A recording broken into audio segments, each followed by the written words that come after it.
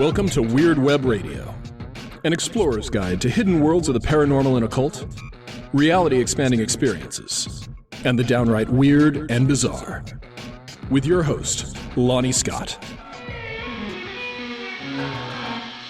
We are recording. Courtney Weber, welcome to Weird Web Radio. It is awesome to have you. Thank you. I belong here. Anything that's weird that has web in it is just, part of me. I dig that. You're the first person to say anything like that. I like it. I know. It's just kind of, it's just always growing up as the weird girl. And then, Weber. I don't know. I just expose my weirdness and social awkwardness by trying to make a really silly joke. Hey, no, it works. I like it. All right, real quick before we really get into it. Before you lose all your listeners, they go, That's right. They're like, this bitch, man, I cannot. Oh, can I cuss on this? Yes. Okay, because I'm going to. Because I'm going to. Then it means you'll have to edit it all out. I'm going to as well. And for those who don't know, if you've not gotten into podcasting and you're thinking of getting into podcasting, always just make your show explicit, just in case.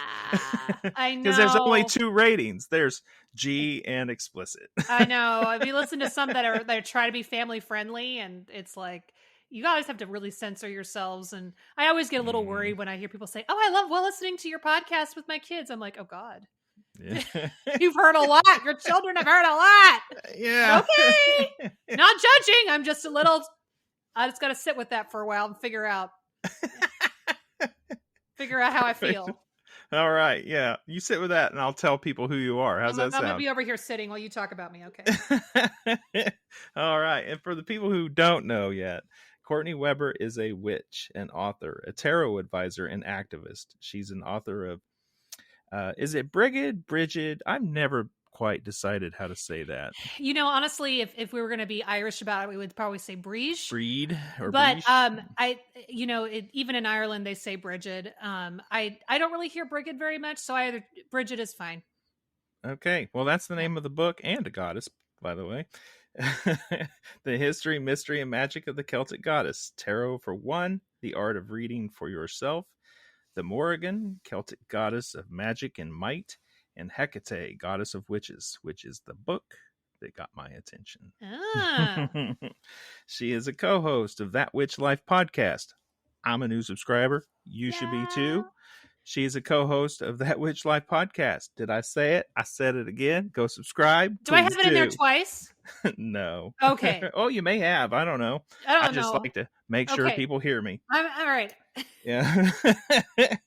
Courtney's, you've been featured in Maxim, Huffington Post, Vice, and the Thorne Hartman Show. That's interesting. Yeah. Yeah, that's very interesting. So you can find, we'll get to where you can be found at the end. We want to make sure people listen, right? So, first things first.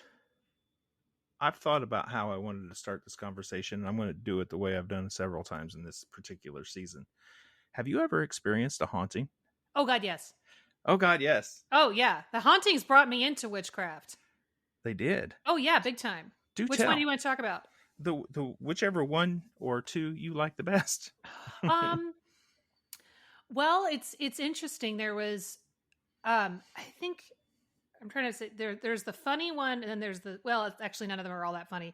When I was in high school, of course, we're playing with the Ouija board as you do when you're, Catholic kid and we're bored with, sacraments and catechism, and you just buy that Ouija board and see if you can bypass all the priests and things and just get to the good stuff. It's such a cliche. We open something. I mean, I don't think Ouija boards are inherently evil, but I think teenagers are inherently reckless. And I think that something opened up in there. The house that I used to, what a haunting really is. I have a lot of theories, and I feel like this haunting was not specifically ghosts or spirits, but was incredible negativity and abuse from previous occupants. That the house had been full of a lot of domestic abuse. And when my family moved in, we were not going through a great time financially, and so we were under a lot of stress. And so I think that this specific house tends to attract people that either are in crisis or bring crisis with them. And, my friends and I, those of you who listen to my podcast, it was Hillary and I were playing the Ouija board with our friend Lyman. And, some weird stuff happened. And I remember, we put it away, and then we, put it on the top shelf of my closet in its box, watching a movie. And our dog came in and sat with me. And she was sitting on my bed. So she wasn't in the room while we were doing Ouija board stuff. So she wasn't reacting to, the energy of the teenagers. And we were moving on to watching a movie. So we weren't even focused on it. Let's make this very clear for people who are going to quickly say it's the dog was reacting to you all. We were past it. 16-year-olds have 16-minute, attention span. So we moved on to watching freaking Tu Wong Fu or whatever. And all of a sudden my dog raises her head up from the bed and she looks right at the Ouija board. And she starts to growl. And then she starts to whimper. And she jumped up and she ran out of the room. And after that, there were just some weird things. I would try to go to sleep and I would see something rush at me. And then a couple of days later, a friend of ours came over who was very, very psychic. And she suddenly had this vision. She's like, oh my God, I hear screaming in another language. I don't know what language this is. It's not a language I'm familiar with. There's people running out of the house. There's just a lot of the dad is really bad. He's hitting people. He's beating people. And, I was, curious. So I went and asked a neighbor. I said, can you tell me anything about the people who used to live here? And she got really serious. And she said, well, pretty sure there was some abuse going on. There's, we would hear a lot of things and the cops would show up. So this was, what I ended up doing with it. For those, I hadn't really, been trained in anything that people might recognize as witchcraft, but the Catholic faith has a lot of witchcraft in it. And the Nicene Creed, which is the prayer that all Catholics say every Sunday. I'm not going to start it because I won't be able to stop. This is ingrained in muscle memory. I like to do this when I'm at pagan conferences, like, let's spot the Catholics in the room. And I start the Nicene Creed and everybody will start repeating it if they know it. Oh boy. It actually, I believe, is meant to be some kind of exorcism. The Catholic Mass is full of prayers and rituals that are secretly, I think, trying to purge evil, what the Catholic Church deems as evil forces. So I busted out my rosary, which I'd gotten blessed at my confirmation, and I threw it down on the Ouija board and I said the Nicene Creed in every room of the house, and something shifted and we didn't have any weirdness anymore. So I feel like whatever was going on before we moved in was just exacerbated. I mean, I do think energy doesn't just go away. And so emotions are energy, and fear and rage. And also the thing about the language, we a couple of times we got some mail for the previous occupants and it was some kind of Eastern European name. So my friend really did, tune into what was going on. The other haunting I experienced was at my grandmother's house. It was a very strange kind of haunting. It was just in one bedroom, and I would try to go to sleep. And as I tried to go to sleep, I would hear people saying my name in different voices around me. Oh. And I would wake up and it would just kept waking me up over and over again. And I was just like, I wasn't sleeping well. I was like, what is going on here? And then my cousin came over and she saw all my stuff in that room because my grandmother had a couple of different guest rooms in her house. And she says, oh, I can't sleep in that room. That room wakes you up. You hear your name all night. And I was like, I'm never sleeping in here again. And I told my grandmother, I said, well, I think I'm going to sleep downstairs tonight. And she didn't even look up from the television. She just said, them ghosts and spirits been a-talking to you. And I'm like, do you know, what do you know? She goes, oh no, honey, I'm just teasing. It's just a very Southern Appalachian thing, an understanding and a belief in spirits, but you sweep it under the rug as soon as it's brought up. So somehow there was something going on there. And I don't, she's since left, like she's moved out of that house. But that bed was moved to, I think, my aunt's house. And my cousin said that it's not as strong, but it's like the spirits are connected to this bed. I don't know what's going on. I mean, maybe my mom and my aunts were playing with the Ouija board back in the 60s. Who knows?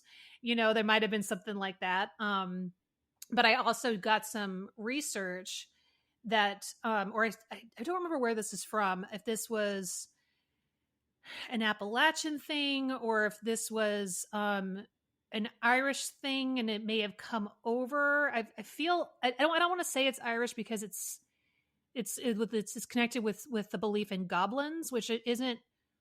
Well, I guess you could say it's there's so many little things, but what it said is that if you hear goblins calling your name, you're supposed to respond with something completely nuts, like they said something that the answer to the equation is the color yellow, or the number of lemons in the bag is the sound of the bells. Like, you're supposed to respond with something just absolutely nutty because it confuses the goblins and they'll stop bothering you. So when I read that, and I do not remember where I read it. In fact, sorry, Lonnie, now I can't state it. I'm going to look it up because I messaged my cousin with the book. Oh, that's okay. Because I can't stand it. I'm like, I have to know. And my cousin was like, yeah, thank you, is what she said. You know what I love about that is, like for all the Hellier fans out there listening, have you watched Hellier? Are you familiar with No. No, Hellier is an excellent 2-season series. It's available on YouTube for free with ads in it, of course. We're on Amazon Prime. And it's an exploration into the Kentucky caves and Appalachians, looking for goblins. Yes. Okay. So this is actually, now I know where it came from. This came from Diana Rachel's book, Hex Twisting. And it says, spell, confuse them into leaving you alone. There's old folklore about goblins coming to the door and calling a person's name. To get them to leave, you had to answer with something that made no sense. For example, but the price of eggs in China is part of the color yellow. So that's where that came from. So I like that. Yeah. So that's that. It doesn't say exactly where that folklore is from, but I'm wondering, I feel like there is something Appalachian about it because of the goblins, so that's interesting. So what's the show called again? Hellier, Hellier. Is it Netflix or Hulu? Amazon Prime and Amazon YouTube. Prime. Yeah. Okay. It one thing I quickly learned when I got involved with the Hellier stuff, because I'm in season 2, doing a couple hypnosis experiments. Yeah. And there is some definite rich history and folklore around goblins in those caves and those mines and those mountains all throughout that area until you get out to West Virginia and you get the Mothman. So yeah, I'm not surprised one bit that there's some fix for the problem, right? To just confuse them. Well, and it also just kind of makes sense that it's from that region, that there's something going on there, you know? And so it's just like, but that's, so friends listening, if you hear things calling your name at odd hours in the night, especially if you live in Appalachia, then just, the price of eggs in China is the color yellow, and that makes them confused and they walk off. Yeah. I like that. And, in old hypnosis lore, there's Darren Brown is one of those famous hypnotists that's out there. He does a lot of mind tricks and psychological tricks for his TV show. And one time I remember him talking about getting himself out of a fight with someone that he didn't want to be in a fight with, trying to start a fight with. And he does this by looking at the guy who's very aggressive. And he says, the wall by my house is only this high. Just something completely nonsensical to the situation. To enter a state of confusion. Be like, yes, the wall outside my house is only this high. So I could at least buy you some time. Deal with the goblin of aggression in other people, right? That's a good way to look at it. I like that. Yeah. So now that we've gotten hauntings out of the way, and it's one of my favorite topics, I too have many theories on hauntings. It's part of a book that I'm writing. So yeah, since you enjoy hauntings, I may put you on my list of people who has to read it before it gets printed. Oh, I'm in. I'm totally in. I'll endorse away. I dig it. In your book about Hekate, are you a Hekate or a Hekate person? I don't even know. I think I use them interchangeably. I find myself, I do it as well, but I always wonder what someone's going to say when I do it. You talk about in your own words, it was hitting the road at 19, and that's where you found witchcraft along the way. Mm-hmm. So I'm kind of curious. In my head, I've got this image of a young woman who's like in the can't take the status quo of her life anymore, and off on the road she goes with just her guitar and her wand. I did that a couple times. Yeah, but it doesn't look quite like that in the beginning, does it? No. How did these two become so like intertwined in the beginning for you? You mean just the witchcraft or Hekate or both?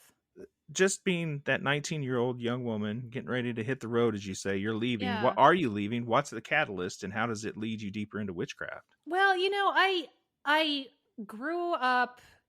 I was going to college in the same town where I'd grown up, and at the time, Portland wasn't very big, and when I first got out of high school, I was like, oh, I'm going to go to this big college on the East Coast. I'm going to do this. And I ended up going to the state school in town, staying and living with my parents and commuting to classes. And I was just feeling kind of itchy, and I really wanted to get out of Dodge. And so I started applying for, I was a theater major, so I started applying for summer stock positions all over the country. Most of them are on the East Coast. And I had only one person took me up on my application. We're one little theater company in Peterborough, New Hampshire. I'd never been to New Hampshire, and I was like, yes, that's where I'm going. I'm going to spend all summer there. And I was so shocked to discover how homesick I got, like immediately. It was, there was a culture clash, which kind of sounds dramatic if you haven't experienced it, but East and West Coast are very, very different. And I was going to a state school with people who were super scrappy and industrious and just trying to get by. And I was suddenly working aside people who were going to conservatories and, really intense theater programs. So their approach to everything was very different. And I was probably a little feral for their tastes. I was just a little bit of a wild child. And I was kind of I know I was a lot. I know I was kind of, my social awkwardness went completely nuts. And I was pretty awkward in conversations a lot. And so I'm sure there was a bit of, ooh, Oregon girl, we cannot take this one. But I'm still very grateful that these theater people took a chance on me, because I got some incredible experience, and it really helped me open up some pathways to doing some other really interesting things a couple of years later.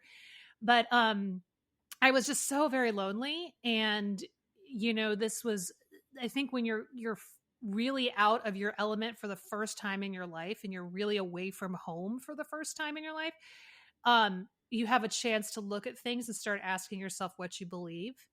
And I realized I was spending a lot of, even though I looking back, it's like, gosh, I could have been focused on this, making connections, doing theater. Instead, I was spending a lot of time in the woods thinking about God and the nature of God and what I believed about God.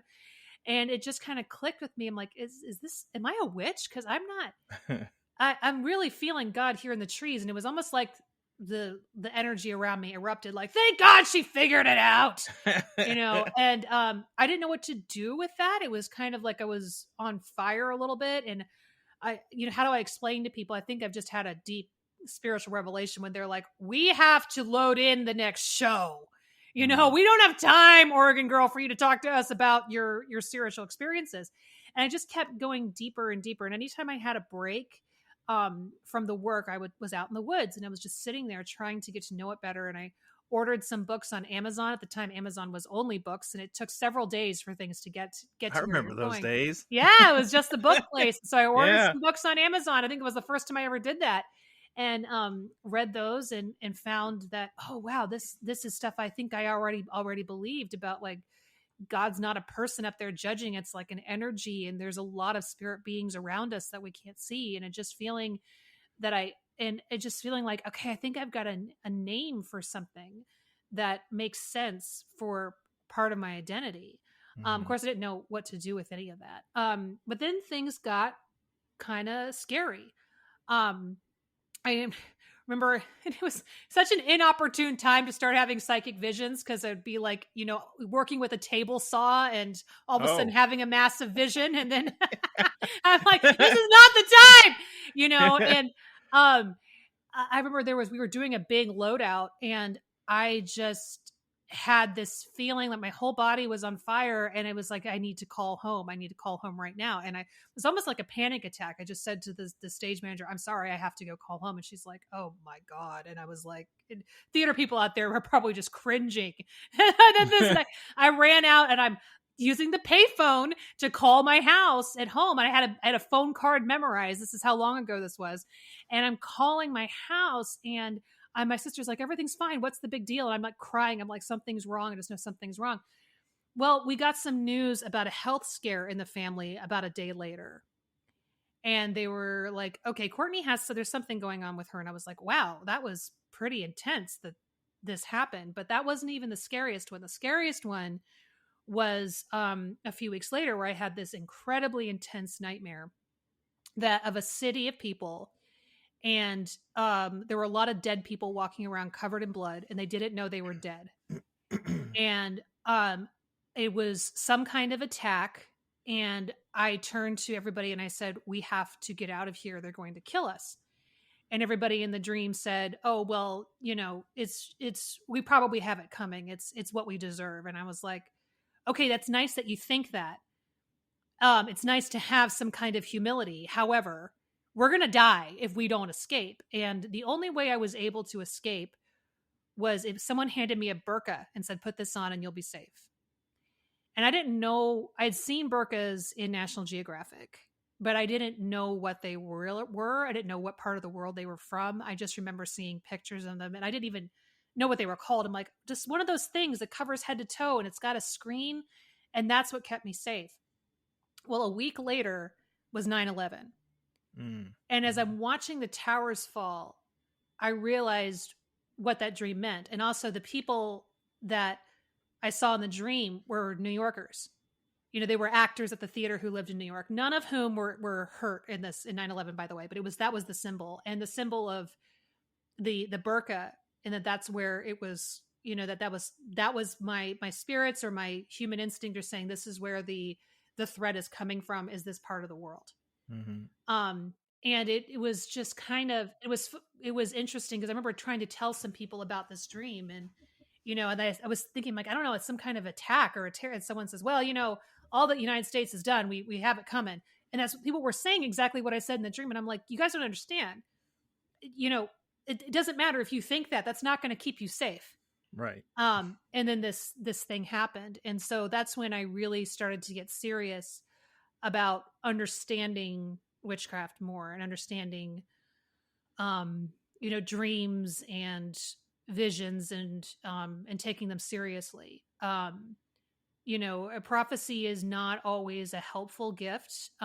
It's certainly one I'm thankful for because it reminds me that there's something out there.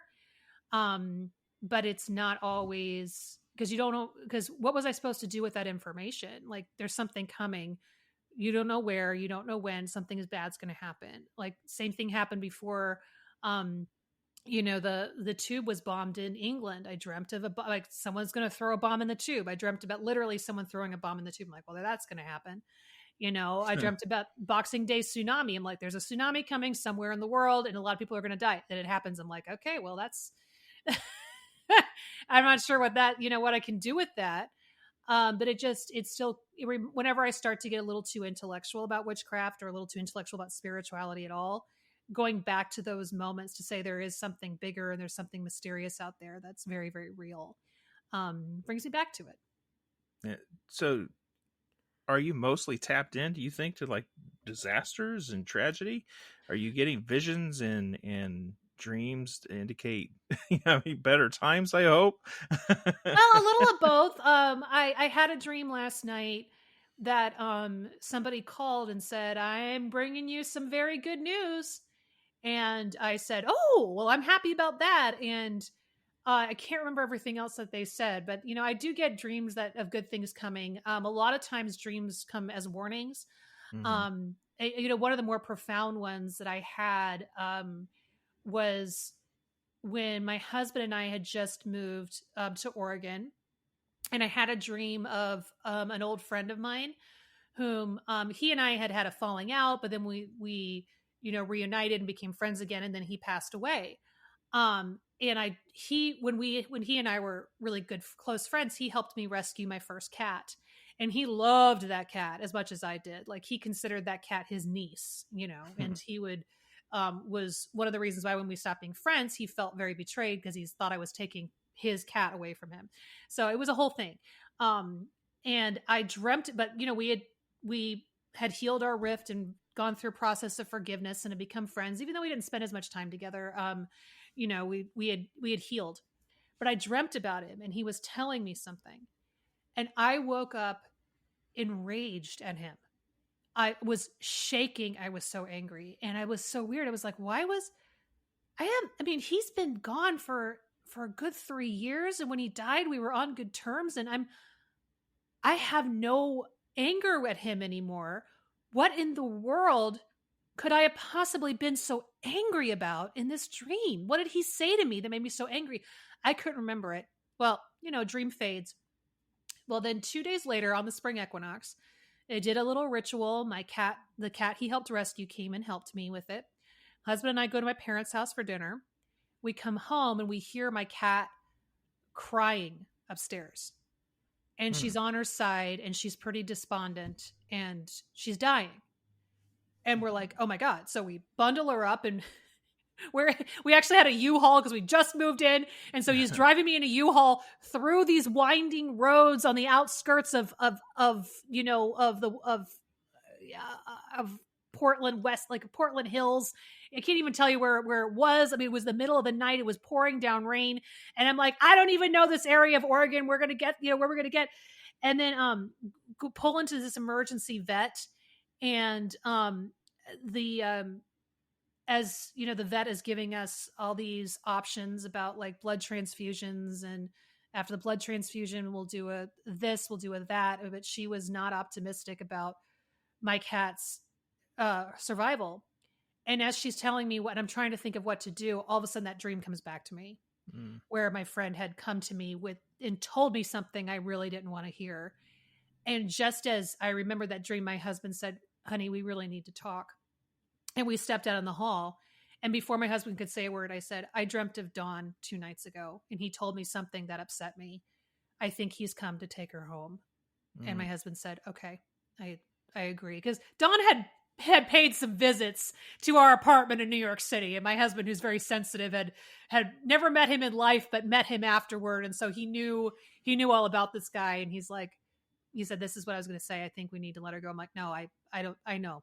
And so we went back and I've had him come and visit me a few times. Whenever I dream about him, I get news that someone has died. The most recent time was just this past December when Anne Rice died. I dreamt about him again and I was like, oh my God, who's going to die? What is going on? And it was a very strange dream. And he was like super agitated and worried about something and freaked out. And then Anne Rice died. Well, he was a huge Anne Rice fan. He got me deep into her. He gave me all these signed, uncorrected proofs of her manuscripts that he somehow had. And so that was the last time he paid me a visit, was to notify me of Anne Rice's passing. So of all the things, yeah. All the things. And I also dreamt of Brian Dennehy's passing before it happened. I was like, oh, I dreamt that Brian Dennehy died. And then the next day Brian Dennehy died. But I met Brian Dennehy when I was working at a theater in Connecticut. So there was a connection there. But so sometimes my dreams are deeply profound of like world events, and sometimes they're of a cat that's going to pass. But I feel like that's part of human evolution. I mean, I actually have a very pragmatic theory on psychic phenomenon. I think that, we humans are really not well equipped for this planet. That's why we've come up with all these inventions to help us live better. And, eventually we'll cancel ourselves out if we don't change some courses. But, I think that humans have an innate instinct of knowing when something's going to happen to their tribe, their community. I recognize the word tribe is a special one, and I don't want to misuse it, but I don't really know what else to call, a specific group of human beings that live together, and over time. So, whether it's that, all of a sudden having there was an article in Psychology Today that came out a number of years ago, and it was trying to disprove psychic phenomenon, but I feel like it just further proved it. Because it was about this situation where a number of school children in this one village, I think in Norway, they were all having the same dream of this black substance that was covering them. And everyone was like, huh, that's so weird. Well, then there was a mudslide that hit the school about a week, 2 weeks later, and a lot of the children died. And so it's like the children, their evolutionary sense of knowing a natural disaster was coming, that I think we've untrained ourselves from knowing that something is going to happen. And that perhaps at a different time in human history, they would have paid more attention to that and said, something is coming. We need to pay attention to what does black substance look like? Okay, mud, landslide. Where is a landslide likely to come? Let's avoid that area for a while, and that, I think that has helped us. And, or just like someone's out gathering the herbs, or someone's out at the hunt, and all of a sudden they've got a feeling that something's not right back at the village. Or they're like, I really should bring home more of this herb. I've got an instinct. I need to bring it home. You go back and you have the elder who has all the medical knowledge of the community is very, very ill, but the medicine that you brought home is going to help them restore their health. Those are things that we've gotten away from, but I think it's an evolutionary function. I mean, because when I look at what's happened with me, world events, okay, they're going to impact a lot of, the human community that I'm in. We have a global community now, so it makes sense that I might be thinking about things that happen elsewhere. I don't dream of everything that ever happens.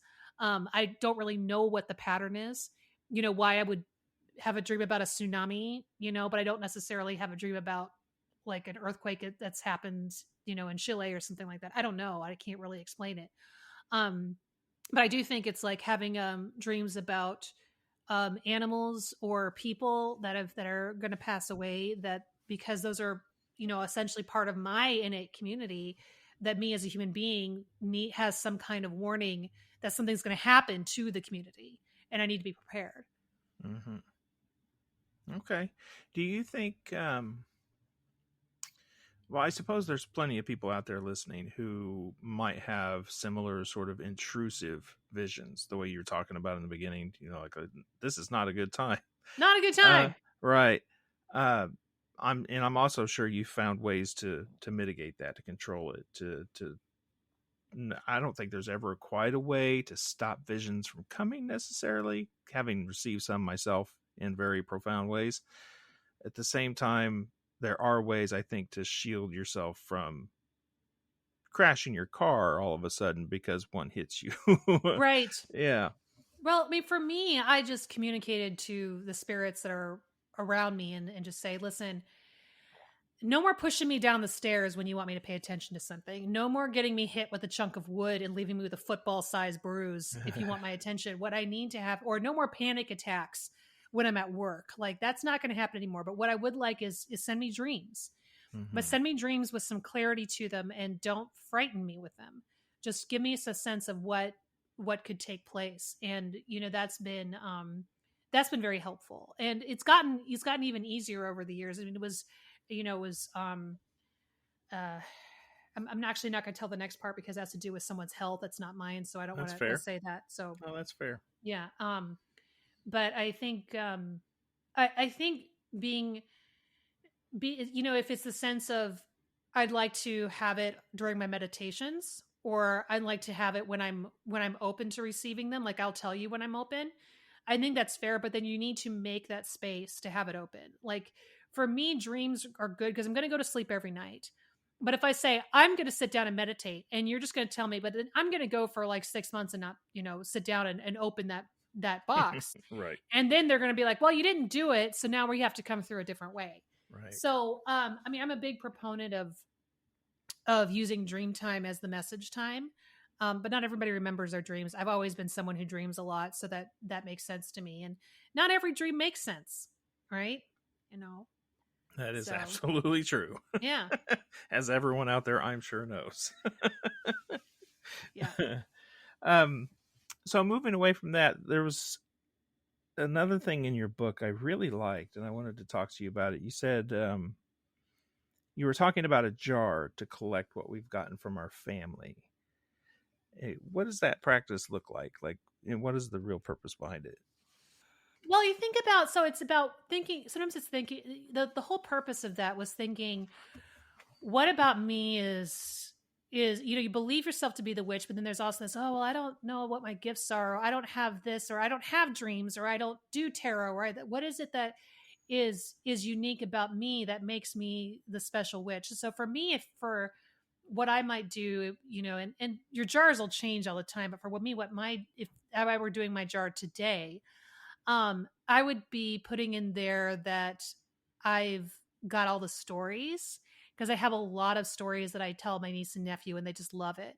And that came from my cousin, who used to scare the crap out of me with ghost stories. Now, I don't tell my niece and nephew the scary stories, although they really want them. But then my sister's like, "Oh my God, they were up all night. They were scared." So I'm like, I'm not. So I'm like, no, not. The kids, they want the scary stuff, and then when they try to go to bed, it's like, oh no. So I know I have that. I have the love of playtime, of amusement parks, and of silly things. The understanding of what is exciting to a kid versus what's exciting to an adult. Like when was with my parents and my niece and nephew, we were making ice cream sundaes, and I was picking up materials at the grocery store, and my parents like, chocolate sauce, whipped cream, and I was like, gummy worms, M&Ms, and they're like, oh, not those. I'm like, kids like disgusting things, although I like both M&Ms and gummy worms, but my niece and nephew were super excited about gummy worms on their ice cream because, oh yeah, so just having that kind of innate understanding, and having a real kinship with animals, and being able to understand animals and care for them and that thing. So I like that. Yeah. I think it's a really cute practice, and I like it because it is thoughtful. I think it beats the shit out of just a simple gratitude journaling, but it's got that similar, I think, vibe to it. Yeah. So it's one I'm encouraging my kids to get into. They're not listening, but I'm trying. Well, it's in there somewhere. Yeah. So I really like that one. Another line that I just love in this book, you say, witchcraft takes us into strange situations, making us receptacles for strange tales. Well, let's discuss that. What is a situation that you were taken into that was strange because of witchcraft? How many times have I I'm gonna, like just today? Right? I'm trying to. Oh God, I don't even know where to begin.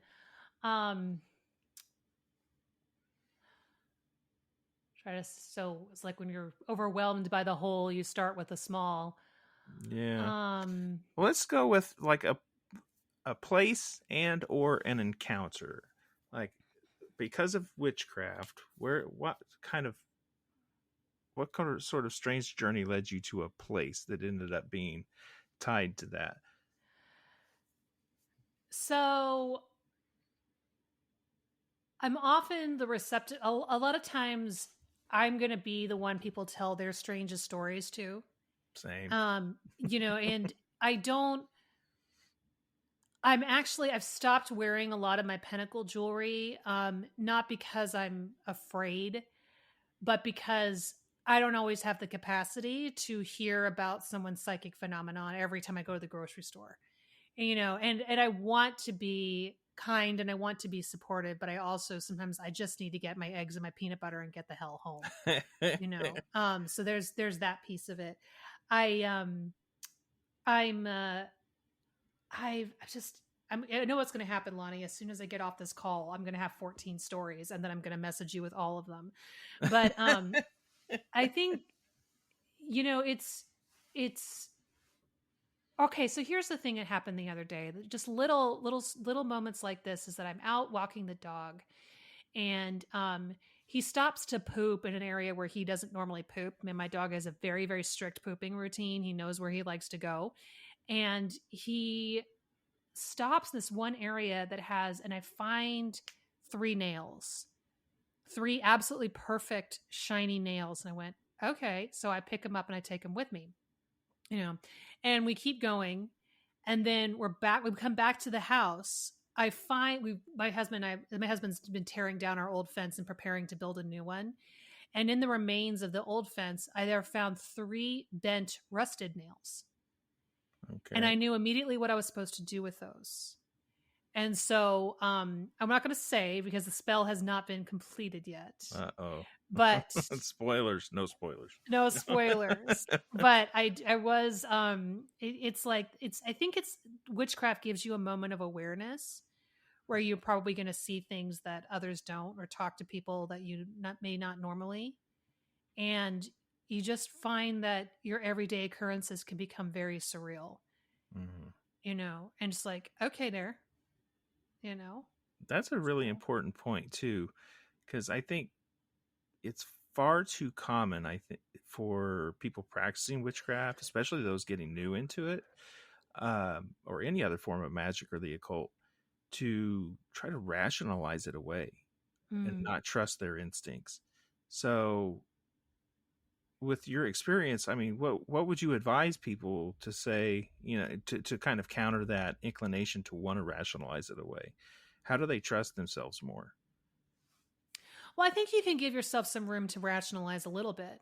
I also think it's a mistake to erase all the rationality. You know, there was, I came down on my old coven a few years ago because I missed out on this Facebook thread that one of them was upset because there was a blinking lamp in her room. And she's like, I'm really scared. I think it's a ghost. And a bunch of people piled on with what she should do about this ghost. And someone's like, oh, get in there with some rosemary and burn it. And it's like, assert your power, say I am of the flesh, and you get out. And someone else like, give her, it's a small child who wants lemon sucky candies. And she was getting more and more frightened and more worked up. And when I woke up the next morning and I read all this, I said, hey, did anybody check to see if maybe there was a faulty wire in the lamp before we went completely off course? You know, I mean, it kind of goes back to my story about the Ouija board, as making sure, like, did I cancel out all of the, you know, rational explanations? Was the dog in the room while we were doing the Ouija board? And did we get all scared? And did the dog get scared because of our reaction? No, the dog wasn't in the room when we did the Ouija board thing. Were we focused on the Ouija board in the closet, and our focus on the Ouija board in the closet upset the dog, and that's why she growled? No. We were focused on the television. The dog was curled up asleep. And then she raised her head and she looked at it and growled and whimpered and went out of the room. So we want to try. So that actually lends strength to your experiences when you're not constantly like, oh, it must have been like, okay, let's, you know, close out the obvious first. And then then what we do experience has rationale to it. I feel like, so giving yourself some room to be rational is fair. I feel like you just want to leave some space to say, but it could be something else.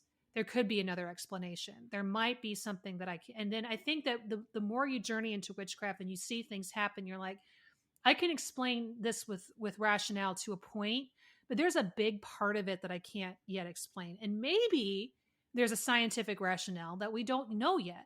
That's okay. It can be like that. Just like I said, psychic phenomenon, they may someday find an actual chemical within our brains that explains it. I'm okay with that. You know, to me, it's like, well, fine. So that's what it is. That's okay. And they may not. We may never figure that out. So I leave room for the possibility that psychic phenomenon may have some kind of scientific basis that we do not have a name for yet, and I'm fine with that. And I also accept the possibility that we're never going to figure that out because it's part of the spirit world, and we're not going to know, and that's okay. So I guess what I'm saying is, I don't think somebody's a bad witch if they're rational about things. In fact, I think a certain amount of rationale makes you a very good witch. I think the mistake would be to dismiss any potential of mystery. And say that there's going to be so I refuse to believe that there's any kind of magic here because there must be a rational explanation. I think having a good sense of both, saying, well, there's probably a rational explanation, but there might not be. Yeah.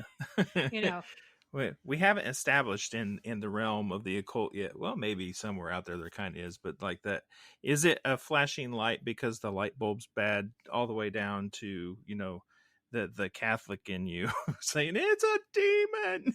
Yeah, exactly. I mean, the kind of abandoning rationale has led to many deaths, and in many ways, dozens, perhaps an indirect way, in modern day, just so I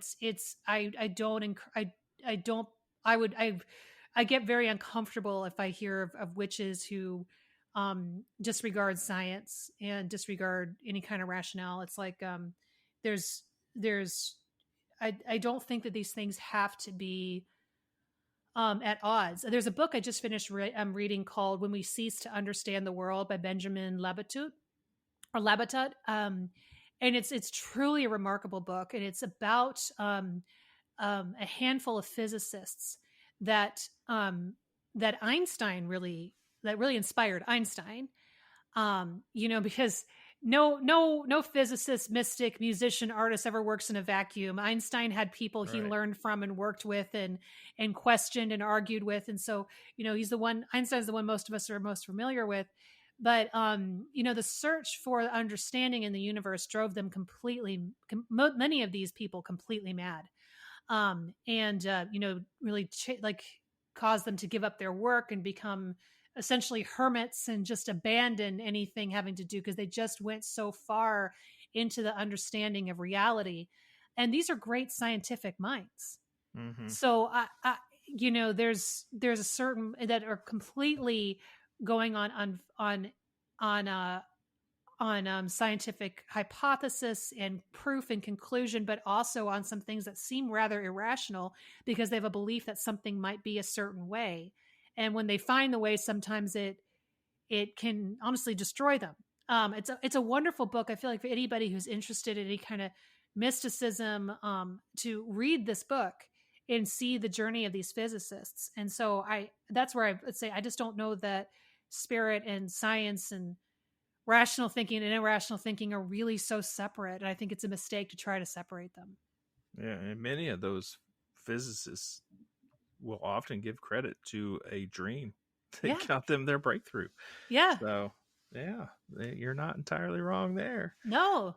I do want to go back to the idea of place, though, because one thing I like to ask, kind of as my portion of contributing to the legend tripping people out there, road trippers, right? So some place that you've lived or some place that you've visited, every place has their local folklore. Places, specific places that are important to their history or an important figure or something that is also a little weird. Yeah. So of any place that you've ever lived or a place that you've visited, like what's something that you think people are missing out on that they should definitely check out? Well, there's some areas on the Oregon coast. The Oregon coast is just absolutely rife with of wonderful, wonderful folklore. Now, it's a possibility that I'm going to be about to conflate two different pirate stories. So if anybody's listening and is better versed in these stories than I'm just going to apologize in advance.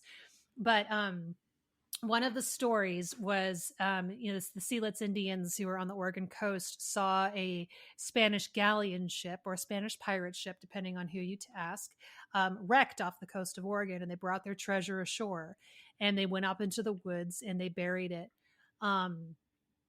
These were, Spanish sailors on the west coast of Oregon, like in the 1700s, and it's pretty far from home. And their ship was gone. And so that was it. So one of the stories was that they stayed and married within the tribe. A few years later, they had children. But a few years later, the tribe ran them off because they were terrible husbands. And so they ran off into the woods. So a few years later, another Spanish ship comes up, and there's a number of native children who spoke fluent Spanish. And they were like, well, this is interesting. And they said, well, our dads were Spanish, but our moms ran them off a while ago. And they buried some treasure up in the woods somewhere. So there's a story about like these Spanish pirates or traders that buried this treasure up in the woods. And then another story with it is that they killed one of the men and that his body was put with the treasure. And that if anyone finds the treasure, they'll be haunted by this ghost forever of this dead pirate. And that this treasure has never been found. Well, this story became the Steven Spielberg cult classic, The Goonies. Nice. And so that there was, this hoard of treasure that's, somewhere off the Oregon coast. And so whenever I go to the coast, I'll often say, when I see little children, I'm like, are you going to look for the treasure while you're here today? No one's ever found it. Maybe it'll be you. And they're like, oh, but here's the cool thing. Earlier this summer, archaeologists think they found it. Oh shit. They did. That's awesome. They found the remains of a Spanish galleon ship, not too far from where, where the natives had claimed to have seen it. And what they think they can identify with it is because of beeswax, because the treasure it was carrying was not gold or silver. It was beeswax, which was a very, very important commodity at the time. And so there was like beeswax that was washing up on the shore for a decade after this shipwreck. But they think they found the shipwreck that inspired that legend and then inspired the Goonies. So somewhere, One-Eyed Willie's out there, what have you. Right. So, yeah. How so fantastic is that? Yeah, so as one of the folklorists for the tribe was like, we've been telling y'all this was a real thing. There was a shipwreck and there was some treasure. The part about the sailors marrying the women and then getting chased off, I don't know if that was connected to that story or a different one. Because there's a couple stories of shipwrecks and pirates off the Oregon coast, but I may have linked the two wrong stories, but it's still a good one no matter which story it belongs to, Yeah. Pirate lore is one of those things that just isn't appreciated anymore. I disagree. I think people are getting more into pirates than ever. The sea shanties and black sails. Maybe where you are, but oh my God. No, when our we were flag, kids, the show Our Flag Means Death. Yeah, when we were kids, pirates were the shit. That's all I'm saying. Vikings are having their heyday right now in all this cinematic entertainment. I don't see a whole lot with pirates anymore. Maybe I'm looking on the wrong places. I think you're looking on the wrong. The show Our Flag Means Death is one of the funniest shows out there. Yeah, I need to. If you are listening and you are an expert in pirate lore, I want to talk to you. Email me, please, because we are going to have a fun fucking conversation. Yes. Yes. Well, as conversations do, it took on a life of its own, but you're not getting away from me until we talk about Hekate. Okay. 53 minutes later. I'm such a rabbit hole queen. I just live in rabbit holes. Perfect and beautiful. So, as I've said a couple times, Hekate, Goddess of Witches, is what brought you to my attention. In fact, I have to give an extra special shout out to Gia over at Weiser for putting this on my radar. Yay, Gia! Yeah, when I talk to Gia, I'm like, I'm looking for stuff that has to do with, and then I give her my subjects, and she sent me the list, and I saw this, and I'm like, I need that. That. Yeah. Yes, and I love it. First thing I have to say about this book before we even get into any discussion about why you got involved with Hekate to begin with, I have taken all 3 levels of courses of the Sorcery of Hekate course with Jason Miller. I've done Jack Grayle's course about Hekate, Walking the Forked Path. I've read everything I can get my hands on about Hekate, and I'm a heathen, by the way. Everyone listening knows that. It's just that she's part of my She does not discriminate. My tribe. That's right. As Kim Huggins once said during a tarot reading for me, I was friend zoned by Hekate. So it's a good place to be. It's a good place to be, and I dig it. I think this book, cover price, what is it? $16.95, stands up against all of that on its own. This is a fucking amazing book. You cover all the important points of history, lore, mythology, your personal experience, why you'd want to get involved, why you might not want to get involved, what you can do once you are involved. Like, this is such a well-researched and well-done book. Thank you. 5 stars and then some. So I just wanted to say that. Thank you. I really appreciate it. It was a tough one to write because there's so much history and there's so many different directions you can go. And so just picking one and what do you include and what do you have to leave for the reader to find elsewhere is very hard. Yeah, I bet. So why Hekate? Why? How does this happen? You know, she kind of friend zoned me for a long time too. It was just the right time. You know, I hit a point where I was really burned out on witchcraft, as we can get burned out on anything that we love. I had basically been focused too much on building community and teaching, but I hadn't been focused enough on the work for myself, and that was a big mistake. And you know, I had to really start at square one. And my journey had really been with Bridget, you know, throughout all my witchcraft journey. She and I were in a pretty rocky place, as sometimes when we have our goddesses, we don't go through the most, you know, she and I were not in a great spot. You know, we were on speaking terms, but barely.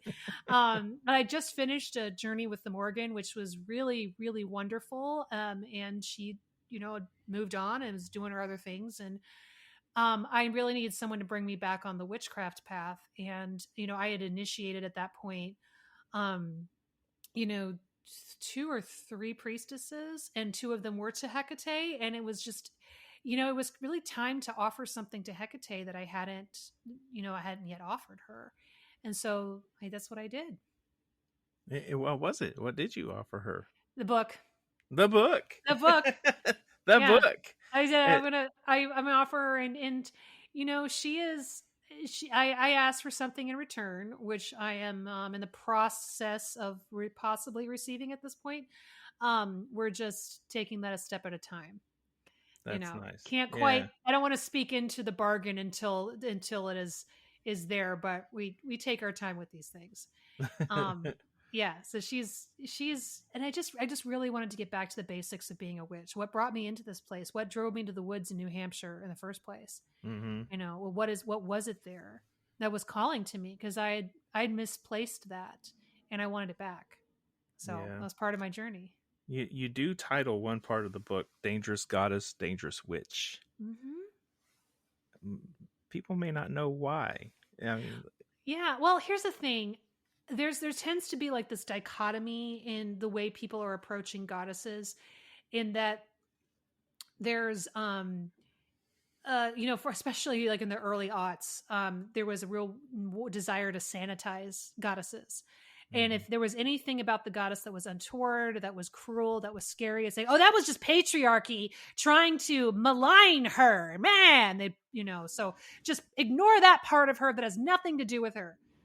And then it kind of, the pendulum swung the other way.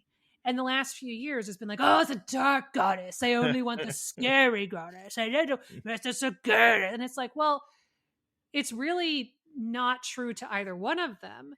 If you're saying, I only want a dark goddess, or I only want the light goddess, well, you're like stripping away whole elements of who they are. Because the goddesses that heal can and often do are the ones that kill.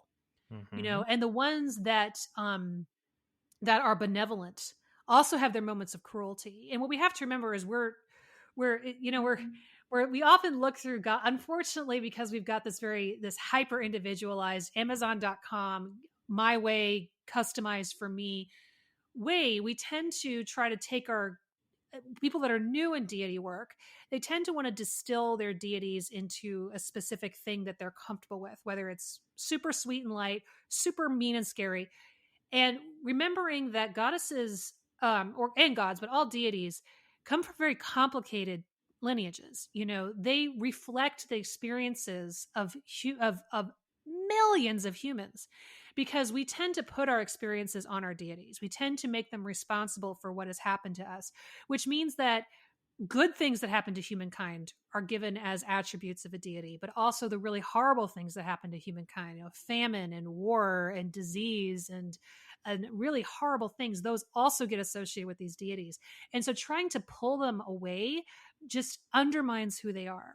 And so that's why I say, you know, Hekate isn't a love and light goddess, but she's also not all scariness and death either. What I would say is she's dangerous. You know, one of the things that as an example, one of the things that she's known for are potions. And these potions are medicines, but they're also poisons. You know, a chemotherapy is a kind of a poison that has the potential to heal under the right circumstances and the right usage. You know, it's the same thing with Hecate's, you know, that's one of the reasons why she has this knife in her hand, is it's meant to cull herbs or it's meant to cull poisons. You know, there's a very thin line between whether a plant is going to help you or a plant is going to kill you. You know, it Mhm. doesn't mean that there are good plants or bad plants out there. It means that these are tricky things that need to be used, that need to be utilized under the right circumstances. And the same thing with deities, right? Like if you don't, like, one of the stories that I told in the book, that I'm going to tell it as trying, I couldn't quite say what had happened in the book because it had just happened and this was this person's privacy, but this was a friend of my husband and I who had come to us and wanted some help getting rid of a house. They were trying to sell the house. There were problems. Somebody was threatening them with a lien. Like there was all this BS around this house. And this person said, I just really want this house out from under me. Okay. The time I was in some pretty big burnout from witchcraft, I'm like, well, at least we could say we did something. So we went to the crossroads, made an offering to Hekate, said, Hekate, this is a really good person. Can you help them get rid of this house? 3 days later, that house burns down. Nothing left. Ashes. And I'm not laughing at you, person who lost your house. No. It was laughing. Yeah, it was. And here's the thing: there was nobody living in it. This wasn't our friend's residence; it was their rental. So there was no one in it. No one was hurt, and it was proven that the thing that was going on in the house was the fault of a contractor who was trying to put a lien on the house in the first place. So it was like Hekate went in and said, "What? You wanted me to get rid of it?" Like. I mean, was that love and light and sweetness? I don't know. But was it death and destruction? Well, no one was hurt. You know, the city bought the property and our friend was no longer encumbered by this house. But no, I cackled when I heard that story. And that's why witches cackle, not because they're like, ha ha, how funny, house burned down, but you're laughing because it happened. And like, oh my God, I cannot believe that. So that's where it's like, Hekate's a dangerous goddess. She's not an evil goddess, but she's also not all sweetness and light. But she's heavy-handed. She's like, you want the house gone? House is gone. What? What are you complaining about? You said you wanted it gone. No one was hurt. What do you want? Like, well, you tell the story, and in my mind, I hear the phrase very clearly. Lampods light the way. Yeah. What? She carries a torch, a flaming torch. Yo, what do you want? Yeah. I mean, that's the thing. It's like, that's where it's, yeah, she's dangerous. And witches are dangerous too, and that's a good thing. It doesn't, I'm really past the whole thing of trying to make Christians comfortable. First off, a lot of the Christians I know are really done with that and they all want to be witches. So that's fine. I'm like, come on in. I don't care. But, I had an argument with a friend of mine who's like, we need to make Christians comfortable. I'm like, I have done the identity politics thing for a long time. I wore the suit. I went to the interfaith conferences. I was self-deprecating and spoke in terms that made them comfortable. Did it help? No. Right. Are people still getting fired for their jobs for being witches? Yes. Are people getting threatened to have their kids taken away from them in certain areas of this country because they're witches? Yes. Am I going out there and yelling "Hail Satan" into the door of a church and service? Fuck no. But I'm not going to sit around and pretend, oh, I'm all sweetness and I'm never going to hurt you. I'm like, I have no reason to hurt you. Do I have a reason to hurt you? Don't give me one, Right. Yeah. No, I agree. Yeah. I have these discussions with some friends because, I'm part of heathen leadership. And a big part of heathen leadership is talking about interfaith work. And I can see some value in that. But at the same time, I think my time is better served helping our community, yes, our people. And we're very underserved, I think, as it is. And it like you said, it's not my job to make any of them comfortable outside of our own practices. I've listened to someone I deeply admire and respect in an interfaith conference with a Christian Lutheran minister who's talking about, well, I believe that, I was born bad, their whole concept of original sin and it's my duty to serve God and so on and so on. And I'm just thinking that has no relationship whatsoever in what we think or feel. Like there's no bridge to build on that. There just isn't. So now I'm with you. I just don't think it's worth my time and energy to do much interfaith work when I have plenty that I could do. And this show is part of that service to our own pagan, occult, witchcraft communities. This is a huge part of my service to all of them. So indeed, I'm with you on that. Digital fist bump. Thank you. All right. So Everyone, please go out and get this book. It is available everywhere you can get books. If you can, please go to your local metaphysical shop and ask them to get it for you. Yes.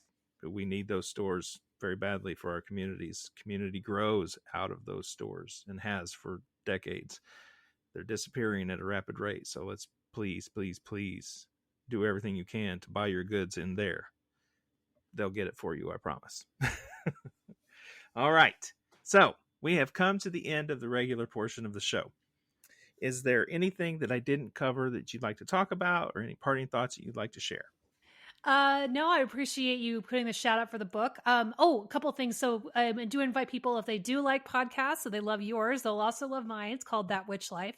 We are having a live virtual conference this October. Tickets will go on sale in just a couple of weeks. So it'll be a whole bunch of witches talking about living as a witch in today's world. And we have a special keynote with Ruth Connell of Supernatural, who will be the live Q&A to check in with her. So check us out on thatwitchlife.com or on all the portals.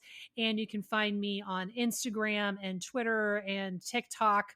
Please come hang out with me. That's I would love to stay in touch with everybody.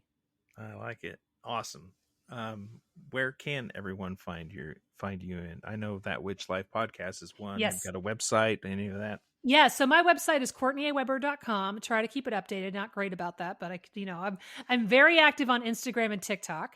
So Instagram and TikTok, the handle is at Courtney A. Weber. That's Weber with one B, not two. And then Twitter is at The Cocoa Witch, is an old tag, and I wasn't able to change it. But I'm also pretty active on Twitter too. So find me there. Come hang out. Love to say hi. All that. All right. Everyone, go out, get the books.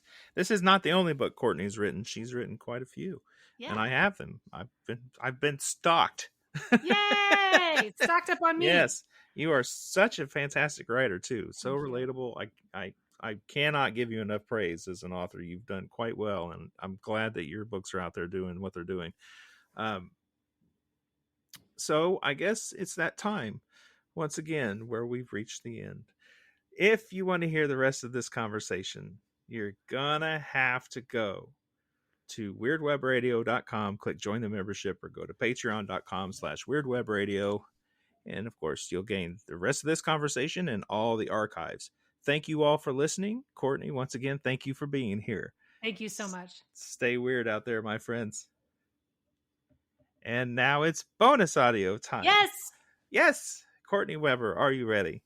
Yes, I don't have a whole lot more time, but if we could do a rapid fire, I'm there. That's what it is. All right, terrific. We're down. First question, always the same around this place. What famous person's resting place do you most want to visit? Do you want to hear how they just answered that question? What famous person's resting place would you most like to visit?